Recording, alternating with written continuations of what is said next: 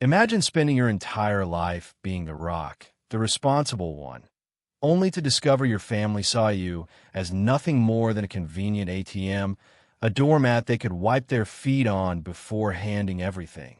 And I mean everything to the golden child. I'm Alex, 34, single, and yeah, I just found out I've been living in a sitcom where the punchline is always the same. Let's just give it all to Brandon. Brandon, my younger brother, he's 29, chronically unemployed, calls himself a visionary. And to this day, he genuinely believes his YouTube channel, which has like 17 subscribers, mostly bots or family members, will somehow morph into a multi-million-dollar media empire. He uploads maybe one video every 2 months. It's usually just him rambling about business energy and alpha wavelengths. It's the kind of stuff that makes Joe Rogan sound like a Nobel laureate. Growing up, I honestly thought Brandon was just a late bloomer. He was always in trouble at school, refused to do homework, and one time he tried to build a tree house by nailing a bunch of old cereal boxes together. My parents, bless their hearts, they called it creative ingenuity. He's just thinking outside the box, Alex. My mom would say, watching her youngest stack frosted flakes into a wobbly, glue-covered tower on the lawn. I was the exact opposite. Straight A student, part-time job at 16, full scholarship to college. I never even got a parking ticket. I once called my mom to apologize for getting an A-. Her response? Well, maybe next time you'll get an A. That was our house. Brandon was the dreamer. I was the worker. And guess who they thought was going to change the world? Spoiler alert, it wasn't the guy with the 401k. Fast forward a decade. After college, I came back to town. Just for a few months, I told myself to help my parents after Dad's minor surgery. That was 6 years ago. Somehow, I just never left. I got a decent job nearby, paid rent for my own little apartment, but I spent almost every single weekend at their place. Mowing the lawn, doing grocery runs, fixing broken faucets, and constantly covering for Brandon.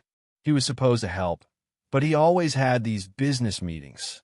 One time, I walked into one of his meetings and found him sitting in his room, completely engrossed, watching an anime character eat ramen in slow motion. But I didn't say anything. That's my thing, apparently. I don't say anything. I just keep doing what's needed, like the human equivalent of duct tape. Then came the will. I wasn't expecting a parade. I'm not that naive. But I also wasn't expecting to sit across from my parents in their living room and hear my mom say, with a perfectly straight face, "We've decided to leave everything to Brandon. He just has so much potential." I blinked once, then twice. I thought maybe I'd misheard her. "You mean you're splitting it, and you're giving in the house?"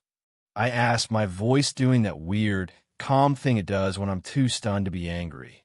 Dad shook his head. "No, son. We mean everything. The house, the savings, the cars." He paused. "We talked about it. You'll be fine. You always are." I just sat there.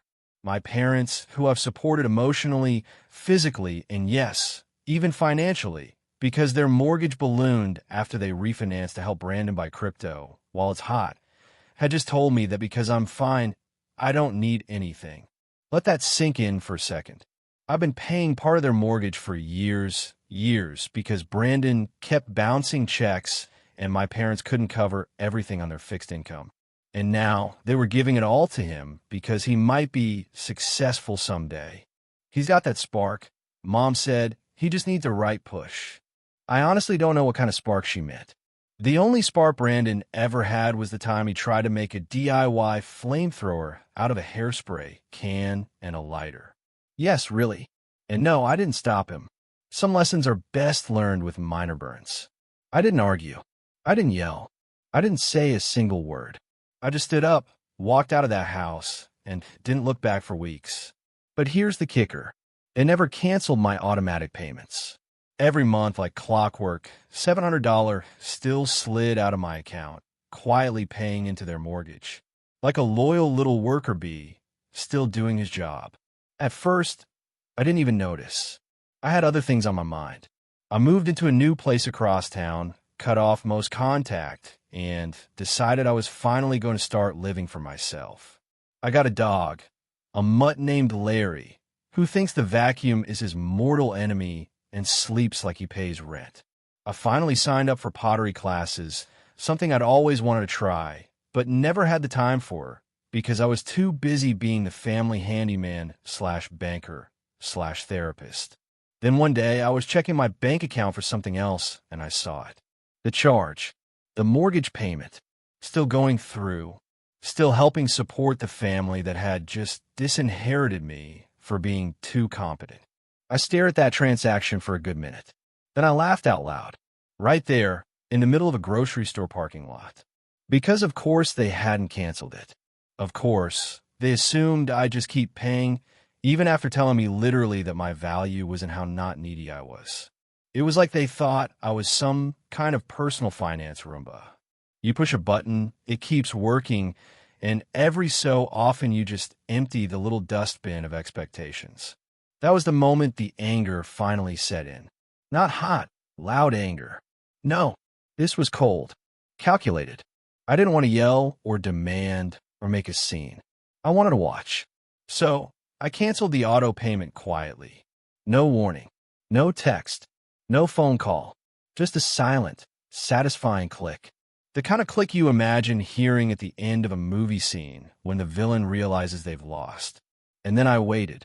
Weeks passed. Silence. No word from them. I started to think maybe they'd figured it out and just decided not to push it. Maybe they were too proud or too ashamed. Or maybe, just maybe, Brandon had finally stepped up and taken some responsibility. Then my phone rang. It was my mom. I stared at the screen like it was haunted. We hadn't spoken since the whole incident. My thumb hovered over the screen, and for reasons I still don't fully understand, I picked up. "Alex," she said. Her voice was tense, brittle, like she was trying very hard not to sound panicked. "There seems to be a problem with the mortgage." I almost smiled. "What kind of problem?" I asked, keeping my voice smooth, polite, helpful the way I always had. "Well," she hesitated. We missed the last payment. It didn't go through. We called the bank, and they said the account was closed." "Oh no," I said. "That must be stressful." There was a long pause. I could hear her breathing. "I don't know what happened," she said eventually, trying to sound casual. "Did something change with your account?" I let the silence stretch just a second longer than normal. Then I said, "Oh, I figured since Brandon was getting the house, he'd want to start practicing for the responsibilities that come with it." You could have heard a pin drop. The silence on the other end was thick, tangled. My mom didn't say a word for almost 30 seconds. And then she hung up. I haven't heard from her since. But that wasn't the end. Not by a long shot. Because about 2 days later, Brandon called. Now, I hadn't spoken to him since before the whole thing. Not a text, not a meme, not even one of his cryptic Instagram stories where he films himself staring out a window while quoting Elon Musk.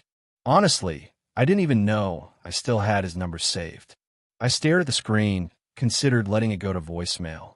But curiosity is a dangerous thing, like poking a bear just to see if it growls. I answered. "Yo, Alex," he said, his voice just a little too upbeat, like he was trying to sound casual, but had clearly rehearsed whatever this was. "Hey," I said, keeping my tone neutral. Polite, the way people talk to customer service reps and exes. "So, Mom said there was an issue with the mortgage." "Right, straight to it." "No, how have you been?" "No, thanks for carrying the entire family on your back for the last decade." "Nothing." "Yeah," I said. "I canceled the payment. Since you're the one inheriting the house, it didn't feel right for me to keep paying for it." There was silence. A weird kind of silence. Like the gears in his brain were spinning too fast and overheating. "Wait, you canceled it?" "Yep." "Why would you do that?" he asked as if I just told him I'd torched the Mona Lisa. "Because," I said slowly, "you're getting the house. The mortgage is part of the house. You can't pick one and ignore the other." "But that's..." "Dude, that's not how, we thought you'd keep covering it. You always have." Oh no. He really thought I was just going to keep paying for it indefinitely. For a house I don't own. for parents who wrote me out of the will like I was a typo. I took a breath. Brandon, why would I keep funding something I don't benefit from? Because you're the responsible one, he burst out, and I nearly laughed. You always take care of stuff. You've got the job and the savings and all that boring adult crap. I'm out here trying to build something. Don't you get that? Trying to build what? I asked. Your YouTube channel with motivational videos about hustle culture and vitamin supplements. That's branding, Alex. He sounded so offended I had to put the phone on speaker just so Larry, my dog, could witness the drama. Look, man, he continued, we're in a tight spot right now. Things are going to pick up soon. There's this online course I'm taking on real estate flipping, and I think it's really going to open some doors. I swear I could hear his third eye opening through the phone. You need to help us out a little longer, he said, and his voice suddenly shifted from sales pitch to guilt trip in 0.2 seconds. We're family. Ah, yes. The family card. Played only when they need money or a kidney. I was helping, I said, for years. You know that, right? I paid thousands into that house. I bought the new washer. I covered the HVAC repairs. I fixed a roof leak. I canceled trips because Mom needed someone to drive her to appointments. I worked weekends so Dad wouldn't have to pay a plumber. And you? What exactly have you done? I kept the energy in the house up, he said, dead serious. It's called emotional labor. I blinked. You mean watching anime on the couch while eating Dad's snacks? He had the audacity to scoff. I created a vibe, okay? I brought ideas into that house. Sure, I said. Like the idea to invest in Dogecoin at its peak? Or the idea to start a podcast with two high school friends who ghosted you after 3 episodes. That's not the point, he snapped. You're being selfish right now. Selfish? I had to sit down for that one. You're telling me I'm selfish for not continuing to pay for a house I'm not allowed to inherit after you and Mom and Dad decided I didn't need anything from them? It's not about what you need, he said. It's about what's fair. Oh, I nearly lost it. Fair. The guy who once tried to sue a vending machine because it ate his dollar was now giving me a lecture on fairness. I think we're done here, I said, and I moved to hang up. Alex, don't be like this, he shouted. You're acting like a freaking villain. They're going to lose the house. They've got you, I said, my voice cool as marble. Their golden child, their beacon of potential. And then I hung up. I thought that would be the end of it. But nope, that was just Act 1. Because over the next few days, the messages started. From my parents, from Brandon, from my aunt in Florida, who once called me the boring one because I preferred books to firecrackers at Thanksgiving. The tone started polite. We're just hoping you'll reconsider, sweetheart. Then came the guilt. We're your family and we need you. Then the passive aggression. I guess some people only care about themselves. My favorite was the one from my mom that just read, Asterisk your brother is suffering starved. She even attached a photo of Brandon looking despondent on the front steps, holding a Starbucks cup like it was a prop in a student film titled Rock Bottom. At one point, someone, I'm guessing Brandon, created a group chat titled Family Unity and added me to it. Every message was a bizarre combination of crying emojis, financial distress, and half-baked spiritual quotes about karma and legacy. They even tried a strategy shift. Alex, we've decided to reconsider the will, my dad texted. We might be open to including you. Might, he said, as if dangling basic decency like a game show prize. So I replied with exactly one message. You can keep your will. I'm keeping my money. Then I left the chat and blocked their numbers. It's been quiet since. For now. But you can feel when a storm's brewing, right? That electric stillness before the thunder cracks. That's exactly what it felt like the night after I blocked them. I was sitting on my balcony with Larry curled up next to me, watching the streetlights flicker on. It was calm. Too calm. The kind of calm where your instincts start whispering, this is not over. And it wasn't. Because the next morning, I woke up to find my phone vibrating nonstop. At first, I thought maybe my work group chat was blowing up again with another urgent meme review. But no, this was different. The notifications weren't texts. They were tags. My family had taken it public. Now, I'm not a big social media guy. I keep my profiles clean, mostly private, and I've posted a grand total of 5 times in the last 6 years, 4 of which were pictures of Larry in progressively more elaborate Halloween costumes. But apparently, my mom had recently discovered Facebook's feeling emotional status option, and she was using it. The first thing I saw was a post from her that read, "It's so hard when the child you poured your love and energy into turns their back on you during your greatest time of need. Please pray for us. Hashtag family first. Hashtag some people forget. Hashtag God sees all." There was no name, no direct call out, just enough passive aggression to qualify as a full contact sport. Then there was my aunt, the one in Florida who treats every family squabble like an audition for the Real Housewives of Suburbia. She shared the post with her own commentary. "Some people only know how to take, never give.